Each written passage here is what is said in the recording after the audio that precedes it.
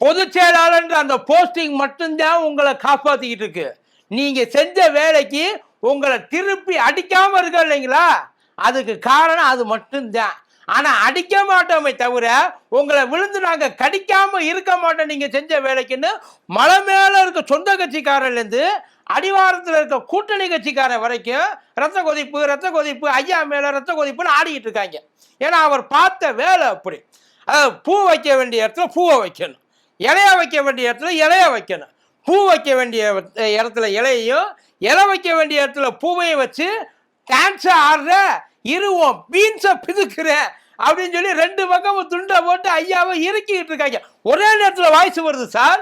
என்னன்ட்டு, துரோகி எடப்பாடி, ஏமாத்துற எடப்பாடி, என்னை இப்படி நீ செய்யலாமா அப்படின்னு சொல்லி அந்த பக்கம் ஒரு குரல்.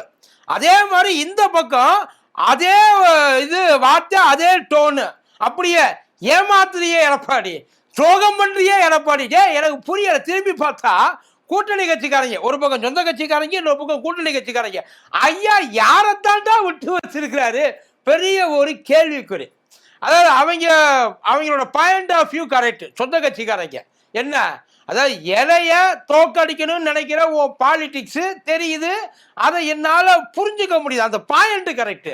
ஆனா அதிமுகவை அவுட் ஆக்கணும்னு நினைக்கிறிய, என்ன மனுஷையா நீ எல்லாம் அப்படின்னு சொல்லி கேட்காம கேட்டுக்கிட்டு இருக்காங்க. நான் இல்ல, சம்பந்தப்பட்டவங்க கேட்டுக்கிட்டு இருக்காங்க. சார் உண்டு இல்லைன்னு ஒண்ணு என்ன ஆக்கல அப்படின்ற ரேஞ்சுக்கு பயங்கரமா உக்கிரமா ஆடிக்கிட்டு இருக்காங்க. பாத்துருவோமா?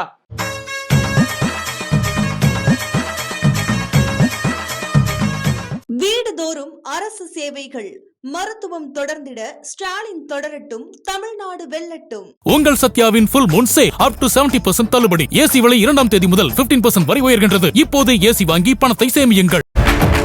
எனக்கு அவர் கூடவே இருக்கணும் போல இருக்கு. நீ எப்படிடி அவர் கூடயே இருக்க முடியும்? டயா பூஸ்டர் சுகரை கண்ட்ரோல் பண்ணும், உங்க ஆரோக்கியத்தை மீட்டு தரும். சர்க்கரையை கட்டுப்படுத்துறதுக்கான எளிமையான வழிமுறை, இயற்கையான வழிமுறை. அனைத்து மருந்து கடைகளிலும் கிடைக்கும். மதியம் நேரம் வணக்கம். இது மதியம் தர்பார் கூத்தடி கோபி. ஊட்டி மலை பியூட்டி, ஓ பேரு என்னம்மா அப்படி கேளு பாட்டி, என் பேரு பாஜகவா. ஊட்டியில உட்காந்து பாஜக காரங்க ஆடிட்டு இருக்காங்களா, வெறுப்பாகுவா. அதை விடுங்க. எனக்கு இன்னொரு சந்தேகம். இவ்வளவு தூரம் போட்டு இழுத்து அடித்து கசக்கி புழிஞ்சு பிரச்சனைகளை பண்ணி உருண்டு புரண்டு ஆளுக்கு ஒரு ஆள் 27 ஒரு ஆள் 28ன்னு கூட்டணிகிட்ட வாங்கினீல்ல, எதுக்கு வாங்கின? வாங்கி கொண்டு போய் அப்படியே ஃப்ரீசர் பாக்ஸில் போட்டு வச்சுருக்கிறாங்க சார், பாடியை போட்டு வச்சுருக்கிற மாதிரி. எப்போத்தான் எடுத்து வெளியில் நடமாட விடுவீங்க? வெறுத்து போய் உட்கார்ந்துருக்கிறாங்க. ரெண்டு சைடு, பாஜகவும் சரி காங்கிரஸும் சரி, வெளியில் எடுத்து விட மாட்டேன்றாங்க. உண்மையிலே உங்களுக்கு ஆள் இருக்கா இல்லையா?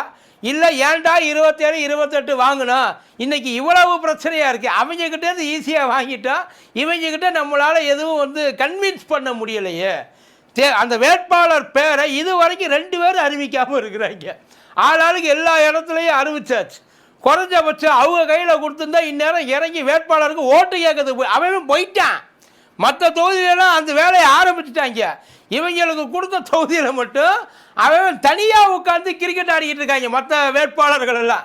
நீங்கள் அவங்கள நம்பி பாருங்கள், வேட்பாளருக்கே இவ்வளவு நேரம் ஆகுது, இவங்களை நம்பி ஓட்டு போட்டிங்கன்னா அப்புறம் என்னத்துக்கு ஆகுறது அப்படின்னு இருக்கிறவன், அந்த ஆப்போசிட்டில் இருக்கிறவங்க பூரா பேச ஆரம்பித்து கிளம்பிட்டாங்க. அதில் இப்போ இந்த ஊட்டியில் பாவம் பாருங்கள், ரொம்ப கஷ்டப்பட்டு உழைச்சி நம்பி 1 வருஷமாக ஒரு மனுஷன் உசுரை கொடுத்து உழைச்சிருக்கான். அந்த மனுஷனுக்கு மொட்டை அடித்து சந்தனம் தலைவிருக்காரு ஐயா எடப்பாடி ஐயா. 1 வருஷமாக வேலை பார்க்கறதுக்கு முன்னாடியே சொல்ல வேண்டியதானப்பா. அவனுக்கு எவ்வளோ வெறுப்பாகும். ஊட்டிக்காரனுக்கே குள்ளா போறியா நீ அப்படின்னு சொல்லி குத்த ஆரம்பிச்சுட்டாங்க சார். அதாவது இப்போ இல்லை, 2026க்கு இல்லை, 2021லேயே அந்த மனுஷன் சொன்னா கேளுங்க சார், இந்த இடத்த பற்றி உங்களுக்கு தெரியாது, ஊட்டி நிலவரமே வேறு மாதிரி இருக்கும், கடைசி நேரத்தில் போட்டியை உருவிடுவாங்க, உங்களுக்கு தெரியாது, என்கிட்ட கொடுங்க நான் ஜெயித்து காமிக்கிறேன் அப்படின்னு அந்த மனுஷன் ரொம்ப கான்ஃபிடென்ட்டாக கேட்டாப்புல. ஜெயிக்கலை. லோக்கலில் இருக்கிறவர், அதாவது வருஷம் முழுக்க இறங்கி வேலை பார்க்குறவர், சீசனுக்கு வந்துட்டு போகிற அரசியல்வாதி கிடையாது, சீரியஸாக வேலை பார்க்குற அரசியல்வாதி கப்பச்சி வினோத்தை. அவரை ஏரியாவில் இருக்கிற எல்லாருக்குமே தெரியும். ஆனால் என்ன பண்ணாங்க, 2021லேயே பாசகவுக்கு அந்த ஊட்டியை கொடுத்துட்டாங்க. குழுன்னு இருங்கப்பா, நீங்கள் அதை நீ கேட்டால் நான் கொடுத்துட்டேன், அவ்வளோதான், மற்றபடி வேறு எதுலன்னு சொல்லி அப்போ எப்போ 20 தொகுதி கொடுத்தப்பயே வந்து கொடுத்துட்டாங்க அங்கே ஊட்டியை பாசகவுக்கு. அங்கே ஊட்டியை நம்பிட்டு இருந்த ஒரு ஆளை அங்கேருந்து உருட்டி விட்டு குன்னூருக்கு கொண்டு போயிட்டாங்க. யாரை? கப்பத்தி வினோத்தை குன்னூருக்கு கொண்டு போயிட்டாங்க. கடைசியில் என்ன ஆச்சு தெரியுமா? குன்னூர்லேயும் காலி, ஊட்டிலேயும் காலி. அவங்க ஜெயித்தது கூடலூரில் மட்டும்தான். சரி, போன தடவை தான் இப்படி ஆயிடுச்சு, இந்த தடவை எப்படி வந்து நமக்கு ஐயா எடப்பாடி ஐயா இதை பேஸ் பண்ணி வாங்கி கொடுப்பாரு, நமக்கு கண்டிப்பாக வந்து ஃபேவராக ஏதாச்சும் பண்ணுவாரு. சொந்த கட்சிக்காரன் ரொம்ப நம்பிக்கையோடு உட்கார்ந்துருக்காங்க சார். ஆனால் இந்த முறை என்ன பண்ணிட்டாங்க, போன தடவை நாங்கள் ஏதோ விட்டுட்டோம், இந்த தடவை எங்ககிட்ட கொடுத்து மட்டும் பாருங்க, ஊட்டியை எப்படி கட்டி ஆள்றேன்னு மட்டும் பாரு, அதிமுக தான் இனிமேல் எல்லாம் அப்படின்னு சொல்லி அங்கனுக்குள்ளே கொடுத்துருக்காங்க. ஏற்கனவே 2 முறை எம்எல்ஏவா, காங்கிரஸ் எம்எல்ஏவா இருந்த அண்ணன் தான் இப்போயும் அங்கனுக்குள்ளே போட்டி போடுறாப்புல. ஆனால் அவர் மேலேயும் லைட்டாக ஏதோ வந்து சில புகைச்சல். ஏன்னா தொடர்ந்து 2 முறை, இப்போ 3வது முறையாக அவர் தான் வருவாரோ அப்படின்ற ஒரு டவுட்டு எல்லாருக்கும் இருக்குது. காங்கிரஸுக்கிட்ட அவரும் விடாமல் பிடிப்பார். ஏன்னா அவர் இந்த அட்வான்டேஜ் இருக்குது, 2 முறை நான் எம்எல்ஏ. ஆனால் அதுவுமே டிஸ்அட்வான்டேஜாக இருக்கலாம்.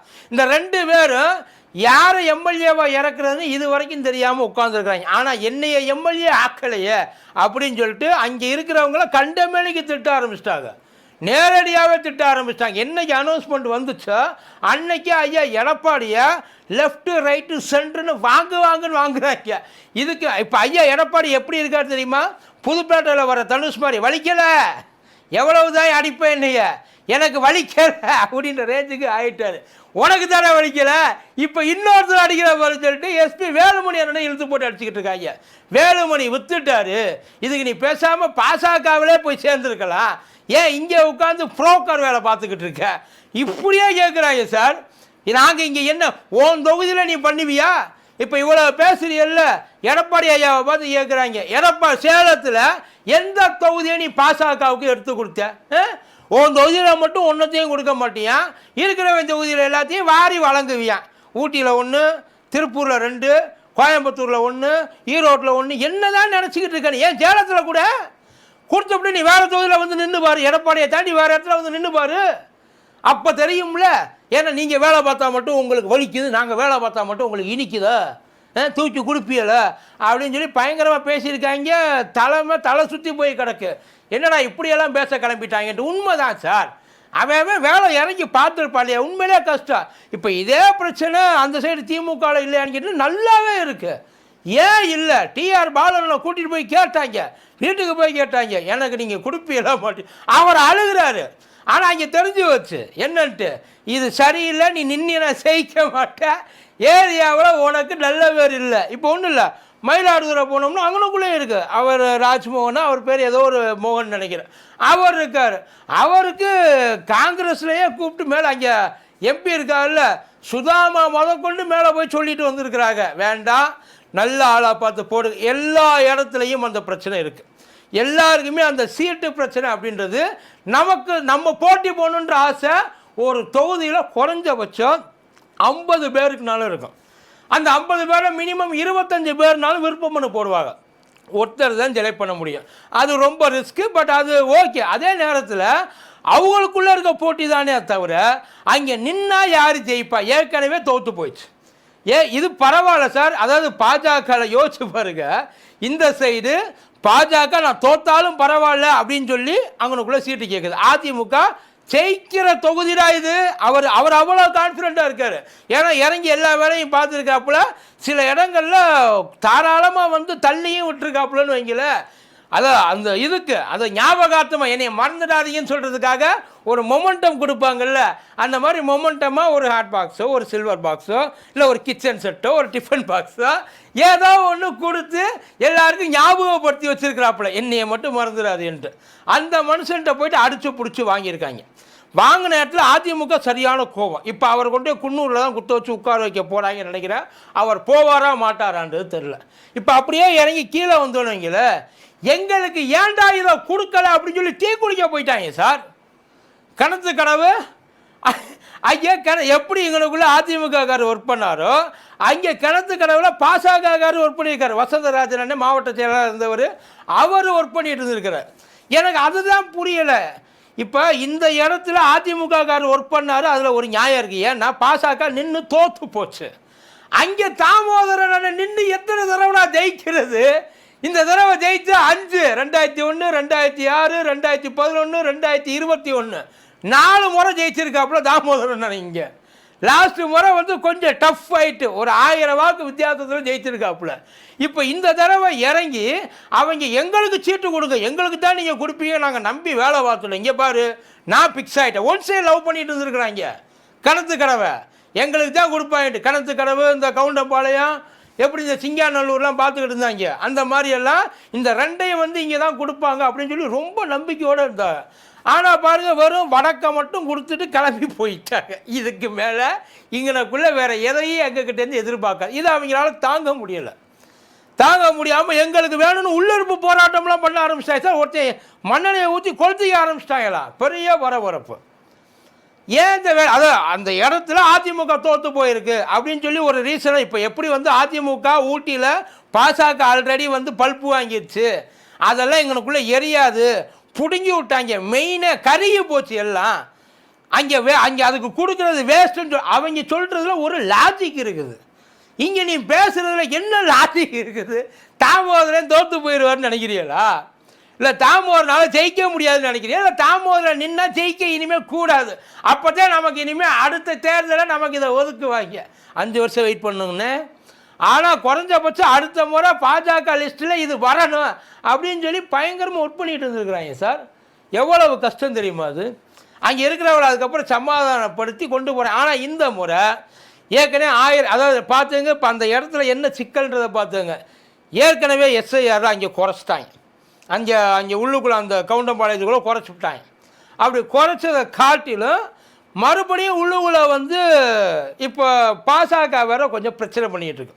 அதான் உண்மையிலே அதிருப்தியாக இருக்கிறாங்க. இப்போ எப்படி வந்து அதிமுகவில் இருக்கிறவங்க அங்கே ஊட்டியிலேருந்து ஊட்டிக்கு வேலை பார்க்காம குன்னூருக்கு இப்போ வந்து டியூட்டி பார்க்க போகிறாங்களோ, அந்த மாதிரி அந்த ஏரியாவில் பாசக அதிமுகவுக்கு எதிராக செயல்படுமோ, ஒருவேளை அந்த பிரச்சனை வேற இப்போ உள்ளுக்குள்ளே கிளம்பியிருக்கு. எல்லா இடத்துலையும் இதே மாதிரியான பிரச்சனைகள் எல்லா கட்சியிலையும் இருக்குது. ஆனால் அங்கே அதிமுகலையும் பாசகலையும் என்னென்னா, மேலேருந்து வர்றப்ப கீழே அது வந்து எடுபட மாட்டேங்குது. அந்த இது சொல்லுவாங்கல்ல, ஹைரார்க்கி சொல்லுவாங்கல்ல, அந்த ஹைரார்க்கி ஆணவத்தில் ஆடிக்கிட்டு இருக்கு. மேலேருந்து சொன்னால் நான் கேட்கணுமா, அவங்களுக்கெல்லாம் சொல்லிட்டு போயிடுவாங்க. வேலை பார்க்க கடைசி வரைக்கும் நாங்கள் வேலை பார்த்துக்கிட்டு இவங்களுக்கு ஏதாச்சும் வந்து காரை தொடச்சிக்கிட்டு உட்காந்துருக்கணுமா, அந்த வேலையெல்லாம் இங்கே ஆகாது.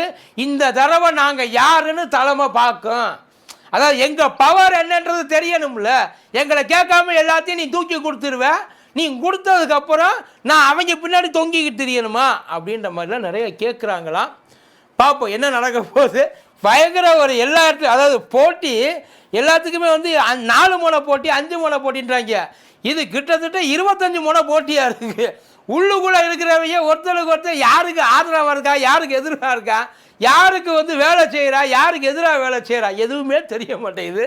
பட் ஆனால் பார்ப்போம், அங்கே இருக்கிற அனௌன்ஸ்மெண்ட் பண்ணதுக்கு அப்புறம் தான் தெரியும் அங்கே இருக்கிறவங்க என்ன ஆக போகிறாங்க. முக்கியமாக ஊட்டி இந்த முறை யாருக்கு தொடர்ந்து ஹாட்ரிக் அடிக்க போதா காங்கிரஸ், இல்லை அந்த காங்கிரஸை முடிச்சுட்டு அதிமுக புதுசாக பாஜக புதுசாக ஒரு அக்கௌண்ட்டை ஓப்பன் பண்ண போகுதா. இப்போ நீலகிரியை பொறுத்த வரைக்கும் இது வரைக்கும் எல் முருகன்னு எவ்வளவோ பாடுபட்டுருக்காப்புல, அண்ணனால் இது வரைக்கும் அவனுக்குள்ளே எந்திரிச்சு நிற்க முடியலை. தடுமாறி நிற்கிறப்போ முட்டியை உடச்சி விட்டு மறுபடியும் கீழே தள்ளி விட்டுடுறாங்க. இப்போ அந்த இடத்துல ஊட்டியில் ஒரு வேலை ஆரம்பித்தா அது பயங்கர ஃப்ரெஷ் அக்கௌண்ட்டாக இருக்கும் பாஜகவுக்கு. பட் பாஜக அவனுக்குள்ளே ஜெயிக்கிறதுக்கு ரொம்ப ரொம்ப ரொம்ப ரொம்ப ரிஸ்க்கு தான். நிலச்சரிவில் லேண்ட் சைடில் வீடு மூழ்கி போயிட்டு அதுக்கப்புறம் அடையாளம் தெரியாமல் புதஞ்சு 1000 வருஷம் கழிச்சு எடுப்பாங்க இல்லை, கிட்டத்தட்ட பாஜக நிலைமையும் அதுதான்றாங்க. என்ன நடக்குதுன்னு பொறுத்து வந்து பார்ப்போம். நன்றி.